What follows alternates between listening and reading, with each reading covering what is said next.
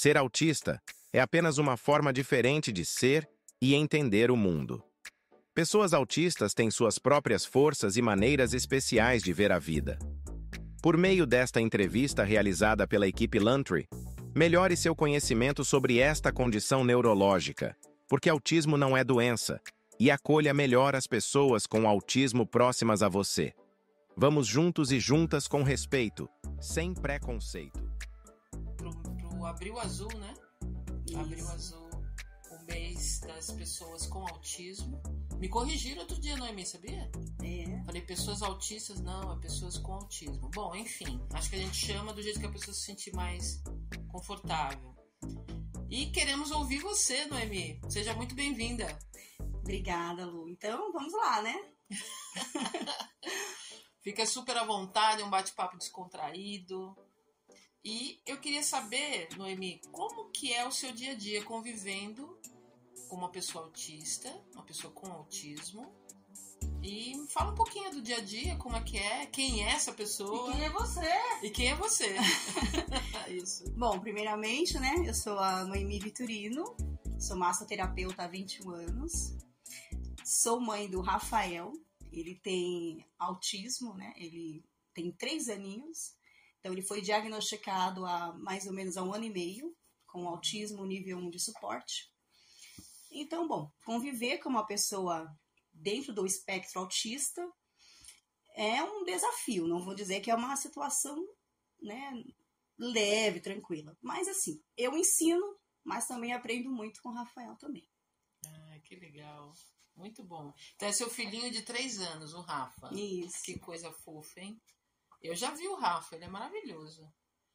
E me fala assim, quais são as características que você observa no dia a dia do Rafa? Então, Lu, o que me fez observar muitas coisas no Rafa, a princípio, foi o comportamento dele que mudou.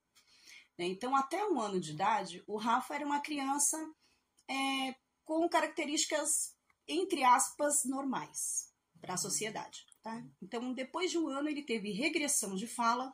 Então, tudo que ele falava normalmente, ele deixou de falar. E aí ele começou a andar na ponta dos pés, enfileirar objetos, hiperfoco em coisas que giravam. Então, o Rafa começou a mudar muito, né? Não olhava nos olhos, não socializava com outras pessoas, brincar com crianças, então era uma coisa que não acontecia. Sim. E aí, observando essas coisas, eu decidi, então, procurar uma ajuda especializada para ele. Perfeito. E me fala dessas características, qual que você observa que até pode vir a ajudar o Rafa no desenvolvimento dele, no crescimento dele? Você falou que hiperfoco. O hiperfoco você acredita que pode ser uma qualidade interessante ao longo da vida? Sim. Por exemplo, um hiperfoco que o Rafa tem e uma coisa que eu acho super interessante, música, por exemplo. O Rafa ele tem hiperfoco em músicas internacionais. Então, hoje em dia, ele conta em inglês. Então, ele aprendeu a contar em inglês. Algumas palavras ele já fala em inglês. Ele tem 3 anos. Então, são coisas que eu julgo que é um bom sinal. Então, o hiperfoco dele, música, em outro idioma, tem trazido benefícios para ele. Então, ele tem desenvolvido essa parte de forma muito significativa para nós. Que excelente, hein? Olha só os benefícios. E me fala um pouquinho, você observa isso, observou ao longo do tempo? Em que momento você achou que precisava levar o Rafa num profissional, num especialista, para entender um pouco melhor o contexto dele? Dentre essas coisas que eu já havia citado, sobre, assim, de todas, eu acredito que tenha sido o atraso da fala realmente, sabe, Lu? O atraso da fala, porque até 1 ano o Rafa, ele falava tudo. Né? Então, quando você vê que seu filho simplesmente calou, né, estendeu-se um silêncio muito grande dentro de casa. Então, você nunca mais ouviu seu filho chamar pelo seu nome, né? Então, nunca mais eu tinha ouvido mamãe, o Rafa nunca mais pediu nada. Então, teve um silêncio muito grande. Então, eu vi que ali tinha uma necessidade muito grande. Um outro ponto que eu observei foi a seletividade alimentar, que para algumas pessoas pode parecer, né? É uma frescura, de repente é um dengo. Gente, não é. Então, a seletividade alimentar é muito importante, precisa ser investigada. Que foi o caso do Rafael.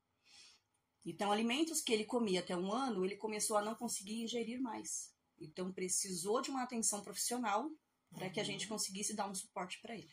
Entendi. Uma pergunta para fazer para você, Noemi, que é o seguinte. Imagina que eu começo a desconfiar que o meu filho, alguém próximo de mim, tem algumas dessas características do sintoma.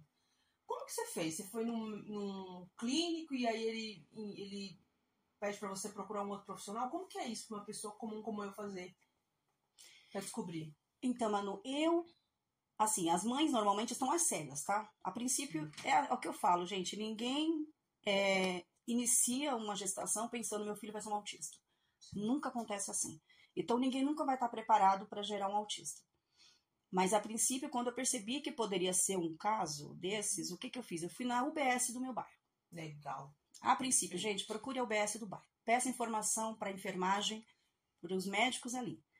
Que foi como eu fui orientada. Fui orientada a partir daí a procurar o CAPS infantil, tá? Que é um centro especializado onde tratam não só o autismo, como outras questões que podem vir, né? Nossa, tem muita coisa que eles podem estar auxiliando as mães. E foi o que eu fiz. Eu procurei o CAPS infantil da minha cidade. Então, até lá, nós encontramos o neuropsicólogo, que foi aonde nós conseguimos fechar o diagnóstico do Rafael. Bacana. Ótima dica, Noemi. Obrigada. Nossa, perfeito. E assim, Noemi, a gente sempre observou você como uma mãe extremamente cuidadosa, uma mãe que observa os filhos, que acompanha os filhos, vai na escola saber o que está acontecendo, né? Você é um exemplo para nós e tenho certeza que quem ouvir esse áudio também vai tomar você como exemplo. Mas esse cuidado que você está falando dos pais, observarem o filho, tudo que é uma frequência, tipo, o filho tem um determinado comportamento que se repete e isso te chama atenção. É o que você falou, não pode ser visto como frescura. Se é um comportamento repetitivo e você observa que é diferente, tem que levar, né, Noemi? Tem que levar para investigar. Né? E você levou para investigar. E aí eu queria saber se você tem alguns cuidados com o Rafa especiais, diferentes, para a convivência ali no dia a dia. Que cuidados você tem especiais? Ou diferentes do que você teria com outros filhos? Bom, por exemplo, não ignorar a parte, né, na questão da alimentação, né, não forçar o Rafa, por exemplo, a comer coisas que a gente sabe que ele não conseguiria ingerir. Né?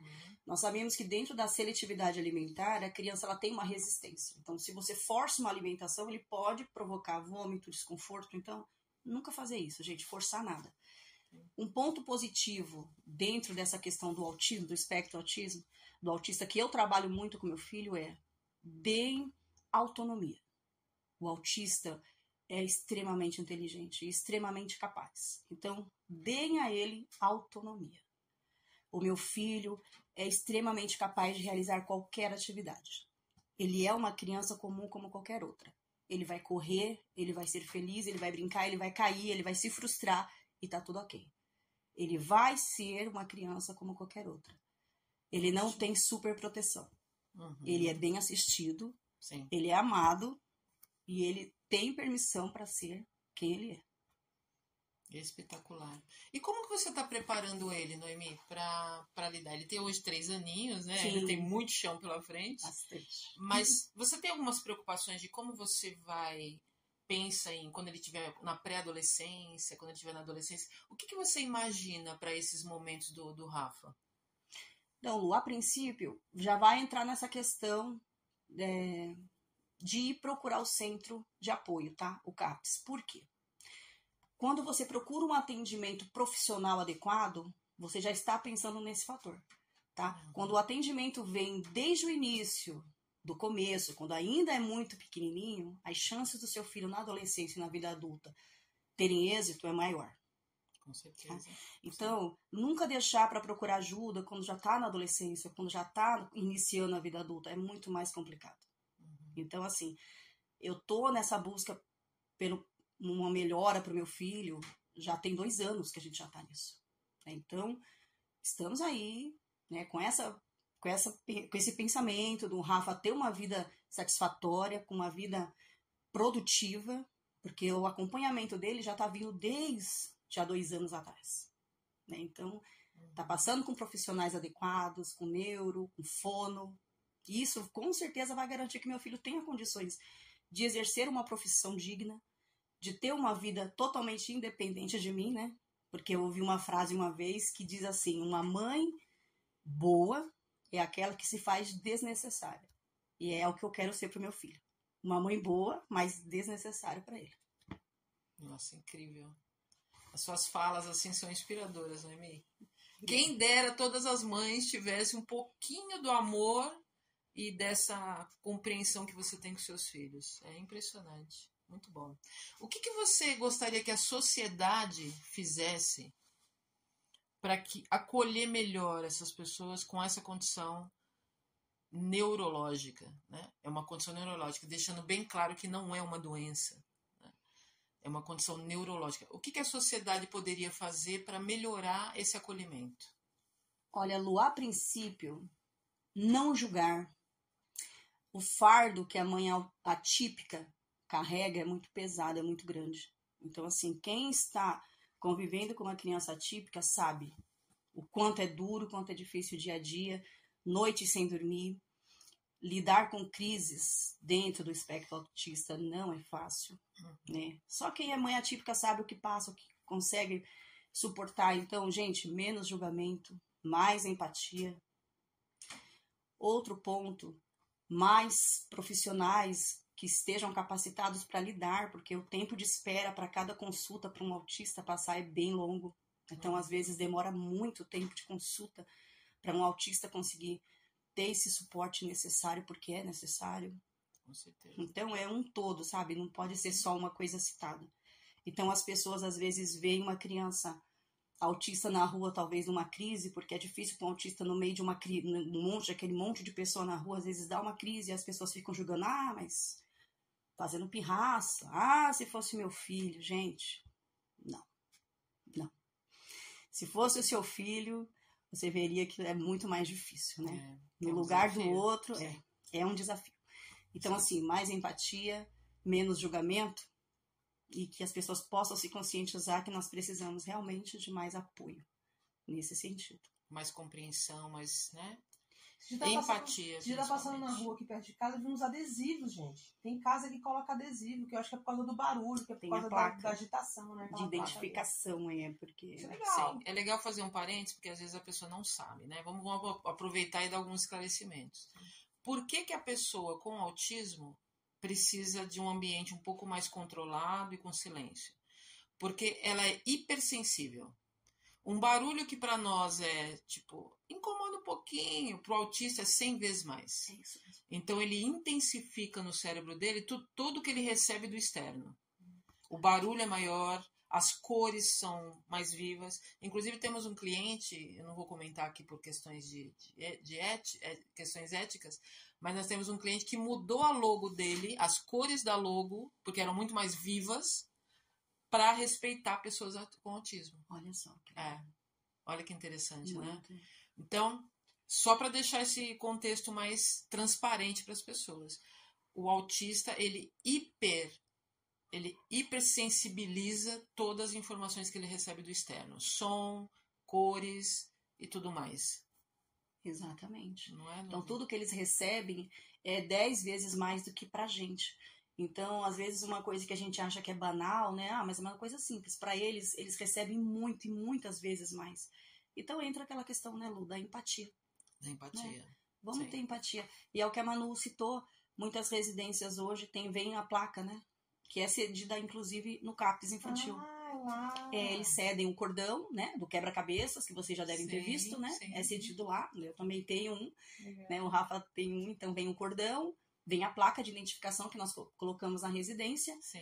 Que é para já alertar, não só por ruídos externos, mas para que os vizinhos também tenham consciência de que se ouvir a criança gritar muito, não precisa denunciar, né? Legal. Porque às vezes eles estão em crise e durante as crises eles gritam muito, né? Então, durante a crise, a criança grita e às vezes o vizinho pode achar que a mãe, né, talvez esteja maltratando, mas, gente, não é maus tratos. No melhor cenário, vai lá e pergunta, né? Exatamente. Pede ajuda, tá acontecendo alguma coisa. Mas eu não sabia que era por causa disso, agora eu sei. É isso mesmo.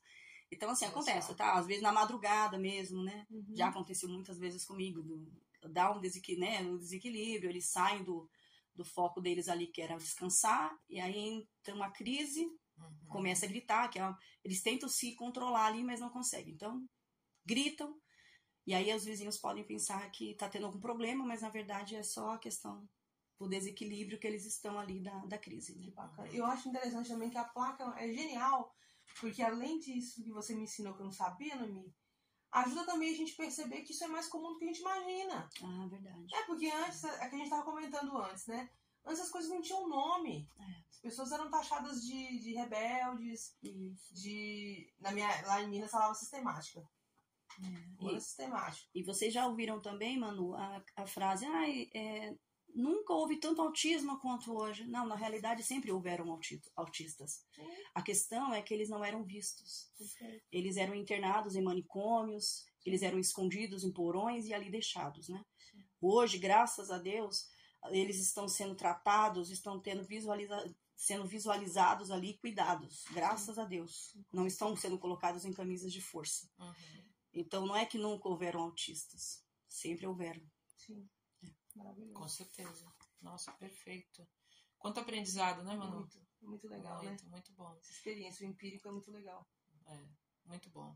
Eu queria que você colocasse para nós, Noemi, se você se recordar, algum exemplo, algum evento que você teve com o Rafa, ou até com outra pessoa que você observou essas características, alguma coisa que você ficou marcado para você, alguma experiência, se puder compartilhar com a gente.